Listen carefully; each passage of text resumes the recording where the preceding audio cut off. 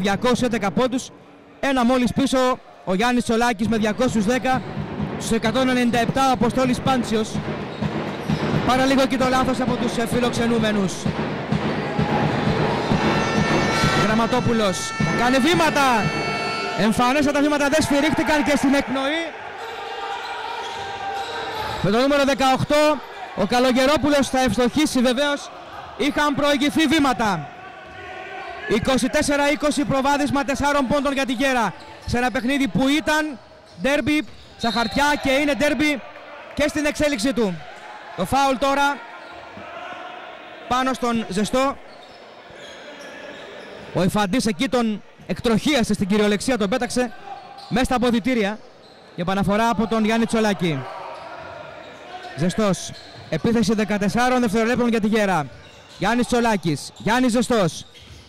Προπερνάει τον Ιφαντή, όμορφη πυρουέτα εκεί από τον Γιάννη Ζεστό. Ο Ιφαντής δεν πρόλαβε ούτε καν να στρίψει και ο Γιάννης Ζεστός κάνει το 26-20. 3 και 42 πριν το τέλος του ημιχρόνου. Λογοθέτης για τον Αρσένη και πάλι λογοθέτης. Ο Ιφαντής πιεζόμενος από τον κοντύτερο αλλά πιο ευέλικτο Ζεστό. Λογοθέτης με ταμπλό, η πύρα εκεί βεβαίως δεν κρύβεται, φτάνει τους 5 πόντους. Ο Παπάγου τους 26, η Γέρα στους 22 διορθώνω. Η Γέρα στους 26 έτοιμος να επανέλθει και ο Αποστόλης Πάντσιος. Σαρίμπαλης, το σκριν από το Ζεστό, θα περάσει, θα τον κόψει εκεί. Ο Γραμματόπουλος δεν μπορούσε να ξεποτελεί, Σαρίμπαλης σκόπηκε. Αρσένης, Καλογερόπουλος, σουτ για 3. Λογοθέτης με ταμπλό θα ευστοχίσει. Βαγγέλης Λογοθέτης φτάνει τους 7 πόντους και οι φιλοξενούμενοι μειώνουν στο καλάθι. 26-24. Η αλλαγή από τον Σαρίμπαλη, ο οποίος είναι εκνευρισμένος από τους διαιτητές. Ο Τσολάκης τον ηρεμεί. Ο Σαρίμπαλης έχει παράπονα από τα σφυρίγματα κυρίως του Δημόπουλου, ο οποίος προς το παρόν περιορίζεται στα απειλητικά βλέμματα. Πυροσβεστική επιλογή και πολύ σωστή από τον Γιώργο Καραμβάλη να τον αποσύρει, να τον ηρεμήσει και να επανέλθει στον αγωνιστικό χώρο έτοιμος να προσφέρει. Πάντσιος, μόλις μπήκε σουτ για 3, ναι! Μόλις μπήκε το έβαλε. Φτάνει τους 5 πόντους και η Γέρα προβάδισμα 5 πόντων επίσης, 29-24. Καλογερόπουλος, Αρσένης, Ιφαντής, θα παίξει με πλάτη, θα γυρίσει. Πολύ άστοχος. Φάουλ σύμφωνα με τον διαιτητή από τον Αποστόλη Πάντσιο στη διεκδίκηση του rebound. Πάντσιος απορεί. Φιλικά τον ηρεμεί εκεί ο Χρήστος Αρσένης και η επαναφορά από την τελική γραμμή για τους φιλοξενούμενους. Με τον Αρσένη η επαναφορά. Κλέψιμο από τον Ζέντο Κακαγιάννη. Πολύ όμορφη ενέργεια του Γεραγώτη αρχηγού. Θερμό χειροκρότημα. Τσολάκης, Πάντσιος, Ζεστός με ταμπλό, ναι! 4 οι πόντοι του Γιάννη Ζεστού, 31 της Γέρας. Η Γέρα και πάλι με ένα μικρό σερί 5-0. Προηγείται με 31-24. Λίγη προσοχή, Γιώργο, για να συντηρηθεί η διαφορά. Ακριβώς, η διαφορά που είχε κειμενόταν στους 7 και 8 πόντους κατάφεραν σε κάποια βάση να την μειώσουν ο Παπάγου με συνεχόμενα σουτ 3 πόντων και επιθετικά rebound, τα οποία εξέφραζαν δεύτερες επιθέσεις. Η Γέρα πέρασε και πάλι τον Αποστόλη Πάντζιο στο παιχνίδι, ξεκούραστο και με καθαρό μυαλό, ο οποίος πέτυχε το τρίποντο και την assist για να φτάσει και πάλι διαφορά στους 7 πόντους. Νομίζω ότι με μια καλύτερη διαχείριση του σκορ να πάει στα αποδυτήρια με μια διαφορά της τάξης των 8 έως και 10 πόντους θα είναι ένα καλό εφαλτήριο για το δεύτερο ημίχρονο. Αυτά λοιπόν, φίλες και φίλοι. Έτοιμα όλα για την έναρξη του τελευταίου κομματιού, του τελευταίου αγωνιστικού δίλεπτου. Για το πρώτο αυτό ημίχρονο η Γέρα προηγείται με 31-24 και όπως εύστοχα σχολίασε ο Γιώργος Βογιατζής, θέλει να διαμορφώσει και να διατηρήσει μια διαφορά ασφαλείας σε ό,τι αφορά τουλάχιστον το πρώτο ημίχρονο, για λόγους όχι μόνο αγωνιστικούς αλλά και για ψυχολογικούς. Βεβαίως θυμίζουμε, φίλες και φίλοι, ότι η Γέρα είχε επικρατήσει και στο παιχνίδι του πρώτου γύρου με 59-53. Είχε κάνει την πρώτη μεγάλη της νίκη στο παιχνίδι εκείνο. Κακαγιάννης είχε πετύχει 3 πόντους, ο Τσολάκης 14, ο Ζεστός 4, ο Πάντζιος 12, ο Σαρίμπαλης 1, ο Δημητρίου είχε βάλει 20 πόντους με 4 τρίποντα και ο Δήμος Κουνούπης είχε προσθέσει άλλους 3 στη συνολική συγκομιδή των 59 πόντων της Γέρας. Επιστρέψαμε και τα τελευταία λεπτά του πρώτου ημιχρόνου. Ωραία η ενέργεια από τους φιλοξενούμενους, αλλά άστοχος ο Καλογερόπουλος. Η επαναφορά θα είναι για τη Γέρα, η κατοχή θα είναι για τη Γέρα. Πάντσιος, Τσολάκης, Κακαγιάννης, Ζεστός και Κουνούπης, ο οποίος θα παίξει τα τελευταία 2 λεπτά του πρώτου ημιχρόνου. Ο Τσολάκης παίρνει την μπάλα από τον Πάντσιο. Και πάλι Πάντσιος, λίγο πριν ευστόχησε για 3. Τώρα είναι ο Τσολάκης. Εύστοχος και πάλι ο Γιάννης Τσολάκης. Φτάνει τους 11 πόντους όσους και ο Δημητρίου. 34-24, διαφορά 10 πόντους. Το πες και έγινε, Γιώργο Βογιατζή. Ακριβώς, ευτυχώς μας άκουσαν. Η Φαντής προσποιείται. Οι δύο δεινόσαυροι του αγώνα μονομαχούν. Καλογερόπουλος εκεί παραλίγο να κάνει βήματα, τα κάνει τώρα όμως. Βεβαίως κανένα στοιχείο δεν μπορεί να ορίσει, δεν μπορεί να στοιχειοθετήσει ότι δεν υπήρξε παράβαση βημάτων. Διπλή μάλιστα, σφυρίχθηκε η δεύτερη. 1 και 16, Γέρα με 10 μπροστά. Και Αποστόλης Πάντζιος με την μπάλα. Δείχνει το σύστημα που θα ακολουθήσει η ομάδα του. Του ζητάει να διεισδύσει, να περάσει από το screen του Κουνούπης. Πάντζιος, Τσολάκης για 3. Ναι, Γιάννης Τσολάκης! Στους 14 ο Γιάννης Τσολάκης, στο συν 12 η Γέρα. 37-24. Στο συν 13 διορθώνω, 57 δευτερόλεπτα πριν το τέλος του πρώτου ημιχρόνου η Γέρα κάνει αυτό ακριβώς που είπαμε λίγο νωρίτερα. Παίρνει τη διαφορά και υποχρεώνει τον coach των φιλοξενουμένων, των στρατηγών, να ζητήσει time out. Η οργανωμένη σήμερα και πολύ θερμή εξέδρα της Γέρας, τη βλέπετε με το τύπανο, με την καραμούζα εκεί, κάνει ό,τι μπορεί για να βοηθήσει και από ό,τι φαίνεται το έχει καταφέρει καλά, Γιώργο Βοκιατσί. Ακριβώς, έχουμε δημιουργήσει εδώ τους φιλάδρους της Γέρας μια δυναμική όμορφα, καθαρά, πολιτισμένα. Ακριβώς, καμία σχέση με την ατμόσφαιρα την οποία αντιμετώπισε η Γέρα μέσα στο σαλούν, στο κλειστό γυμναστήριο δηλαδή του Παπάγου, το οποίο ήταν μια πολεμική ατμόσφαιρα απέναντι σε μια ομάδα η οποία εντάξει, είναι γνωστή η σχέση της που έχει με πολιτικούς χώρους ακραίους. Εμείς εδώ πέρα σε καθαρά θετικά πλαίσια υποδεχόμαστε όλες τις ομάδες, υποστηρίζουμε την ομάδα του νησιού μας και νομίζω ότι σε αυτό το πλαίσιο θέλουμε να μένουν πάντα οι υποχρεώσεις της Γέρας στη ΓΑΜΑ Εθνική. Και είναι πολύ σημαντικό, Γιώργο Βοκιατζή, φίλες και φίλοι τηλεθεατές τηλεόραση Μυτιλήνης, ότι είναι πάρα πολλοί γεραγότες στο γήπεδο και σήμερα. Ακριβώς, η Γέρα πλέον έχει αγκαλιάσει αυτή την ομάδα, όχι μόνο στα λόγια αλλά και στην πράξη. Έρχεται στο γήπεδο και παρακολουθεί από κοντά τις προσπάθειες των παιχτών του Γιώργου Καραμβάλη και είμαστε κι εμείς χαρούμενοι που βλέπουμε γεραγότες εδώ στο γήπεδο να υποστηρίζουν την ομάδα. Γεραγότες βεβαίως της Γέρας αλλά και της Μυτιλήνης. Αυτά, το παιχνίδι ξανάρχισε, ο Ιφαντής περισσότερο πήρε το φάουλο του Δημητρίου παρά το έκανε ο Δημητρίου πάνω στον πολύπειρο αθλητή της ομάδας του Παπάγου. Ο Μιχάλης Ιφαντής θα πάει στις βολές. Θα είναι άστοχος στην πρώτη. Έλεγες λίγο νωρίτερα, Γιώργο Βοκιατζή, για το σαλούν, την ιστορία με τον Ντομινίκ Βίλκινς βεβαίως.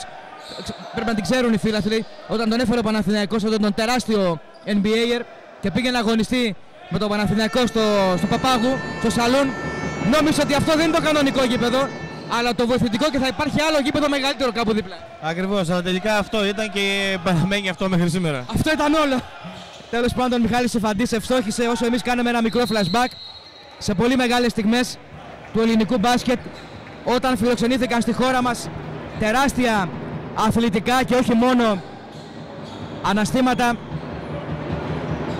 ανάμεσα σε αυτούς και ο πολύ μεγάλος Ντόμινικ Βίλκινς με την τεράστια καριέρα στο NBA βεβαίως. Ό,τι και να πούμε είναι λίγο για αυτή την πολύ μεγάλη προσωπικότητα του αμερικανικού μπάσκετ που ήρθε στην Ελλάδα. Κουβεντούλα από τους φιλοξενούμενους με τον Παναγιωταράκο, αλλά το φάουλ είναι φάουλ. Ο Πάντζιος είναι στη γραμμή των βολών, άστοχος. Τιμείτε τον Ιφαντή, ο οποίος λίγο πριν έχασε την πρώτη, ας ελπίσουμε να τον μιμηθεί στη δεύτερη εύστοχη. 37-25, όπερ και εγένετο. Ο Πάντσιος φτάνει τους 6, η Γέρα 38, 25 ο Παπάγου, θα έχει επίθεση και η Γέρα. Σοφρονάς θα πασάρει για τον Γιαννιώδη, αυτός θα ευστοχίσει, θα φτάσει τους 6 πόντους. Μένουν 20 δευτερόλεπτα για το τέλος του πρώτου ημιχρόνου. Time out που ζήτησε βεβαίως ο Γιώργος Καραμβάλης για να δώσει οδηγίες για αυτή την τελευταία γεραγότικη επίθεση. Μικρή ανάπαυλα, επιστροφή στο στούντιο της τηλεόρασης Μυτιλήνης. Τα λέμε σε λίγο και πάλι.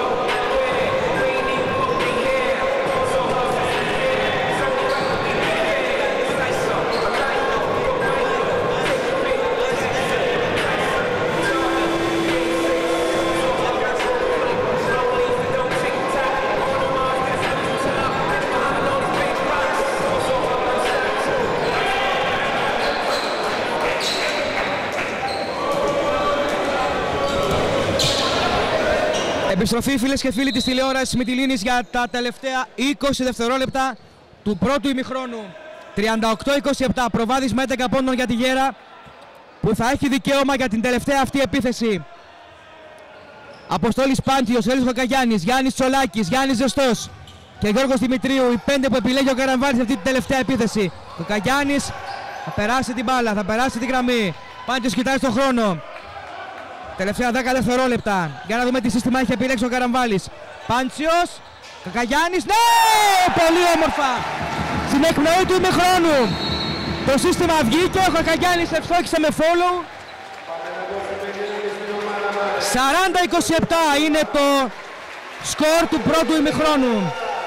Θερμό το χειροκρότημα, παρατεταμένο, ζεστό για τους παίχτες του Γιώργου Καραμβάλη, οι οποίοι δείχνουν ότι μπορούν να παραμείνουν σε ψηλή τροχιά.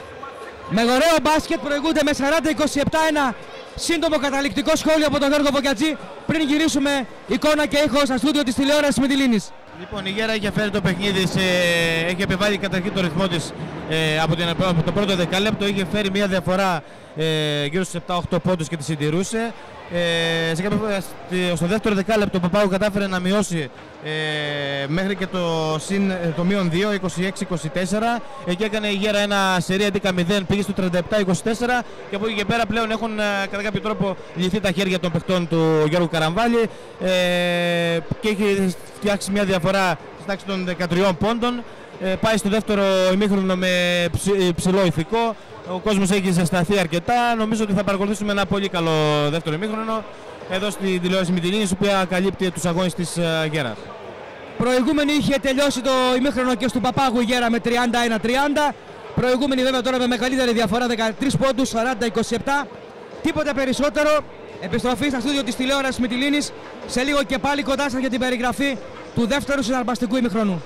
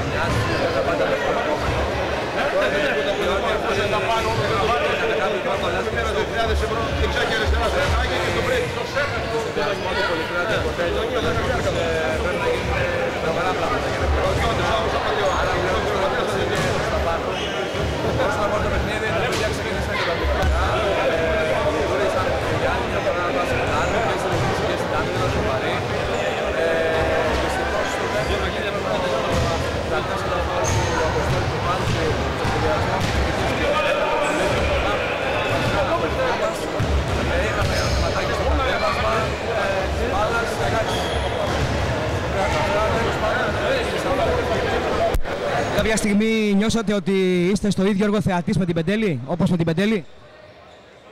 Αυτό που ζητάω εγώ είναι το εξής. Δεν μπορείς να είσαι δεύτερος, δεν μπορείς να έχεις μια τέτοια πορεία που έχει η ομάδα και να μην έχεις τον ανάλογο σεβασμό. Δεν είμαστε καμία ομάδα η οποία έχει παίχτες τυχαίους. Και οι παίχτες και η ομάδα δείχνουν ένα πολύ σοβαρό πρόσωπο. Και αν μη τι άλλο ζητάμε σεβασμό, ζητάμε ισονομία. Αλλά απ' την άλλη και το μαχαίρι και το πεπόνι το έχει ο διαιτητής. Εμείς πρέπει να κάνουμε τη δουλειά μας με ό,τι διαιτησίες βρίσκουμε, με ό,τι συνθήκες βρίσκουμε.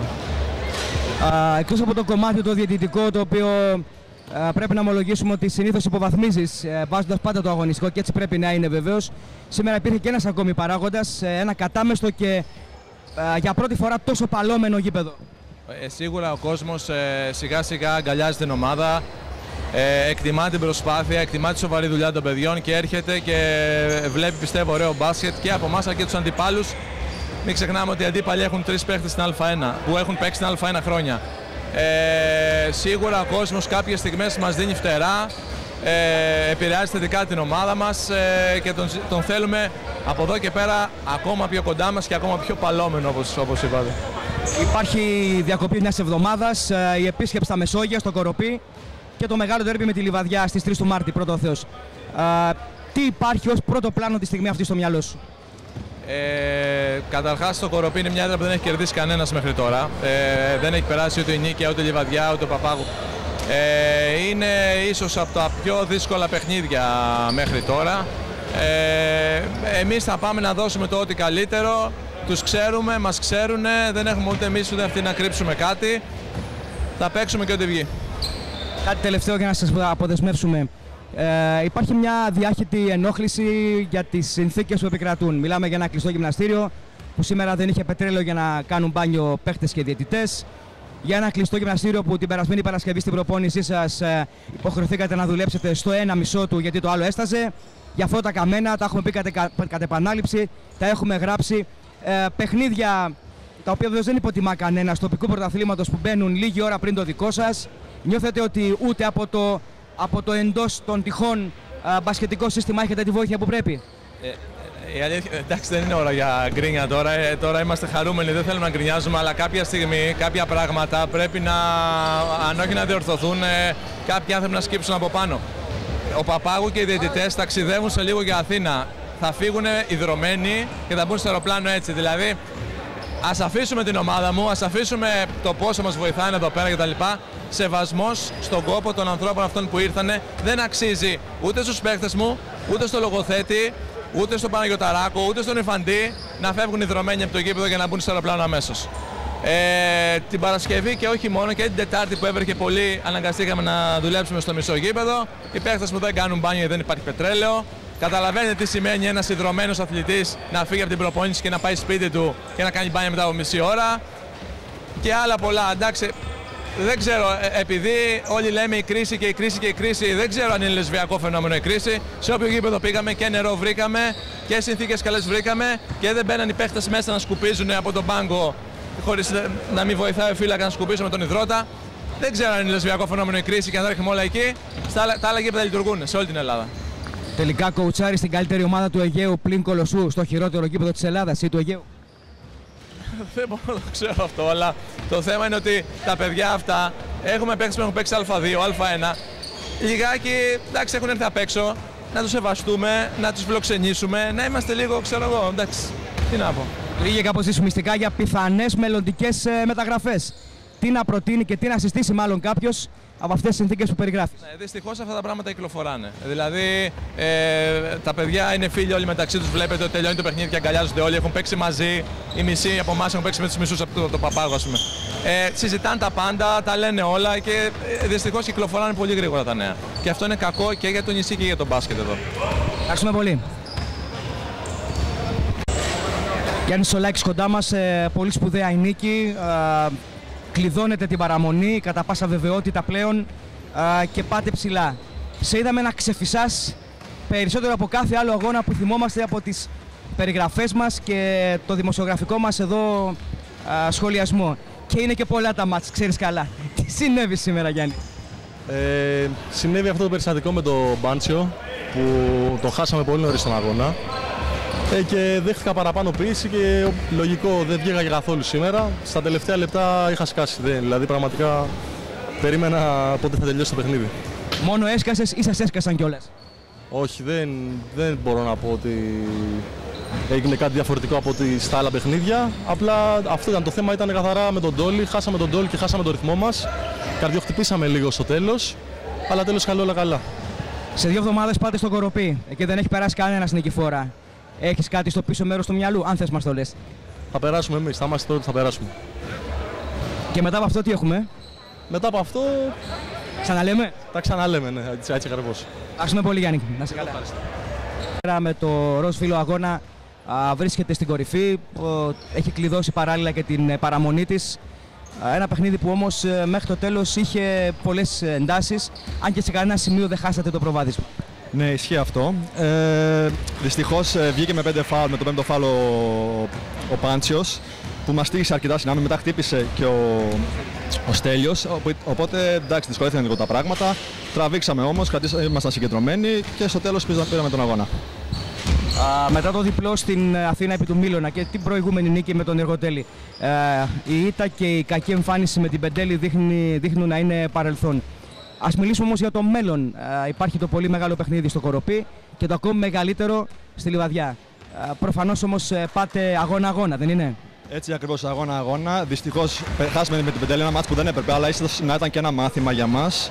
Για να συνεχίσουμε πιο δυνατά, να μην χαλαρώνουμε, να είμαστε πάντα συγκεντρωμένοι.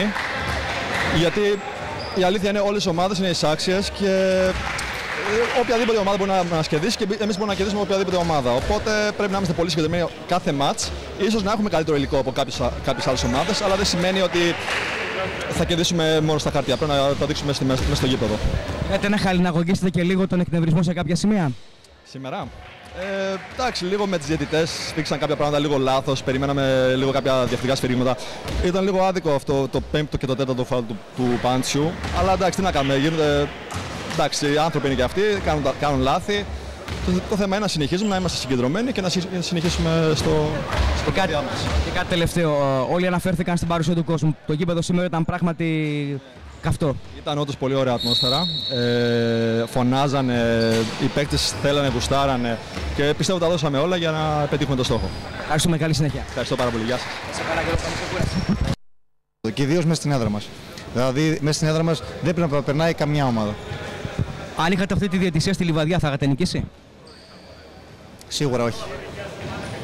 Όχι. Αλλά... Αν την είχατε, δεν θα είχατε νικήσει? Ναι. Απλώς δεν θέλω να μιλάω για τη διαιτησία.